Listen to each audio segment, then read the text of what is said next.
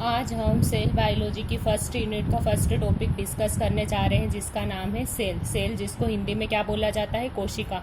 हमारी जो बॉडी है वो ऑल ओवर किससे मेडअप है, बहुत सारी कोशिकाओं से मिलकर बनी होती है। बिना कोशिकाओं से हमारा शरीर का डिज़ाइन, स्ट्रक्चर डिज़ाइन नहीं हो सकता। Cell is the structure and function unit of life. Cell all over living things की क्या है, संरचनात्मक और कार्यात्मक इकाई है, जिसकी वजह से हमारा all over body structure design होता है, जिससे हम कार्य कर सकते हैं। वो क्या होता है, सेल। जैसे किसी बिल्डिंग को बनाने के लिए बहुत सारी ईंटों को जोड़कर पूरी बिल्डिंग को बनाया जाता है, उसी प्रकार जो हमारी बॉडी होती है वो कई तरह की सेलों से मिलकर बनी होती है। बिना सेल्स के किसी की भी बॉडी डिज़ाइन नहीं होती। इसीलिए जीवों को सेल के आधार पर दो भागों में बांटा गया है। एक होता है एक कोशिकीय जीव, जिन्हें इंग्लिश में प्रोकैरियोटिक बोला जाता है, और एक होता है बहुकोशिकीय जीव, जिन्हें इंग्लिश में यूकैरियोटिक सेल बोला जाता है।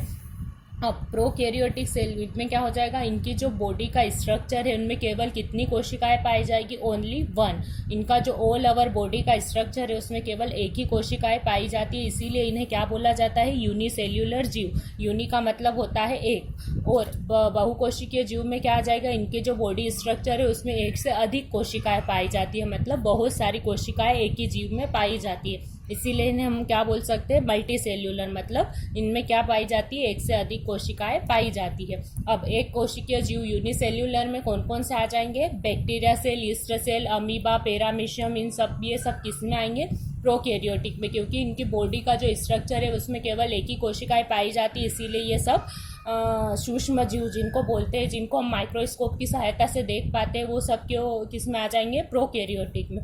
अब यूकैरियोटिक में लार्ज साइज के एनिमल्स जीव आएंगे, जैसे कि हमारा जो बॉडी स्ट्रक्चर है उसमें एक से अधिक कोशिकाएं पाई जाती है, इसीलिए हम किस में आएंगे, बहुकोशिकीय जीव में। जैसे प्लांट सेल, प्लांट भी लार्ज होता है, उसमें भी बहुत सारी कोशिकाएं पाई जाती है, इसलिए प्लांट सेल भी किस में आएगी, यूकैरियोटिक में। एनिमल जैसे गाय, बकरी, जो भी है एनिमल्स, चूहे वगैरह, वो सारे किस में आएंगे, यूकैरियोटिक में, है ना।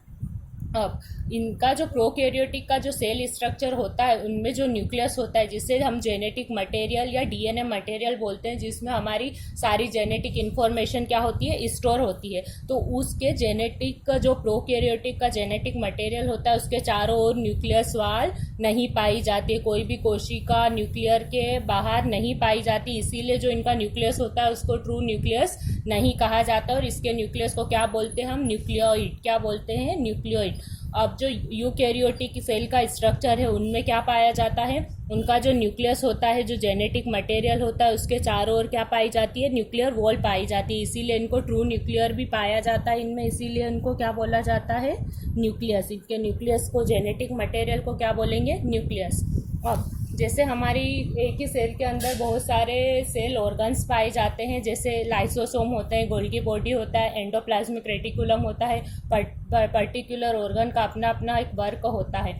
तो जो प्रोकैरियोटिक है उनमें केवल एक ही कोशिकाएं पाई जाती है, इसीलिए इनमें ये सब क्या होते हैं, अब्सेंट होते हैं। और मल्टी सेल्यूलर जीव जैसे हम में, पेड़ पौधों में lysosome, Golgi body, chloroplast, माइक्रोकॉन्ड्रिया, endoplasmic reticulum, ये सब क्या होते हैं, प्रेजेंट होते हैं ना। अब क्योंकि इनमें एक ही सेल का पूरा बॉडी स्ट्रक्चर डिज़ाइन होता है, इसीलिए आकार में कैसी होती है, छोटी, स्मॉल साइज होती है। और इनका बॉडी स्ट्रक्चर एक से अधिक कोशिकाओं से मिलकर बना होता है, इसीलिए क्या होती है, लार्ज साइज, मतलब मल्टी सेल्यूलर। तो ये आकार में कैसी होती है, as a compare to prokaryotic बड़ी होती है ना। इनमें जो सेल वॉल होती है, ये जैसे हमारी न्यूक्लियस है, इसके ऊपर क्या होता है, न्यूक्लियर मेम्ब्रेन, और न्यूक्लियर मेम्ब्रेन के ऊपर सेल वॉल पाई जाती है। ये सेल का एक बेसिक स्ट्रक्चर है। सबसे अंदर क्या होता है, जेनेटिक मटेरियल, जिसको डीएनए बोला जाता है। उसके ऊपर क्या आता है, सेल मेम्ब्रेन आती है, और सबसे ऊपर क्या आता है, सेल वॉल, है ना। तो जो सेल वॉल है प्रोकैरियोटिक, वो किसकी बनी होती है, पेप्टिडोग्लाइकन की। जैसे बैक्टीरिया का आपको ऑब्जेक्टिव भी आता है कि इनकी सेल वॉल किससे बनी होती है, तो आपको क्या लिखना है, पेप्टिडोग्लाइकन की। अब जैसे मल्टी सेल्यूलर की बात करें तो इनमें जो हम एनिमल सेल होती है और ह्यूमन सेल होती है, उनमें सेल वॉल क्या होती है, अब्सेंट होती है। एनिमल सेल और ह्यूमन सेल में सेल वॉल पाई नहीं जाती है। केवल इनमें किस में पाई जाती है? केवल प्लांट सेल में ही क्या पाई जाती है? Cell wall. और हम में केवल सेल मेम्ब्रेन पाई जाती है, उसके ऊपर सेल वॉल प्रेजेंट नहीं होती। और जो प्लांट सेल में सेल वॉल प्रेजेंट होती है वो किसकी बनी होती है? सेल्यूलोज की। ये आपको ऑब्जेक्टिव क्वेश्चन भी आ सकता है। इसीलिए जो प्रोकैरियोटिक की सेल वॉल है वो पेप्टिड और ग्लाइकन की, जो हमारी सेल वॉल है मतलब मल्टी सेल्यूलर यूकैरियोटिक की है वो किसकी पाई जाती है? सेल्यूलोज की।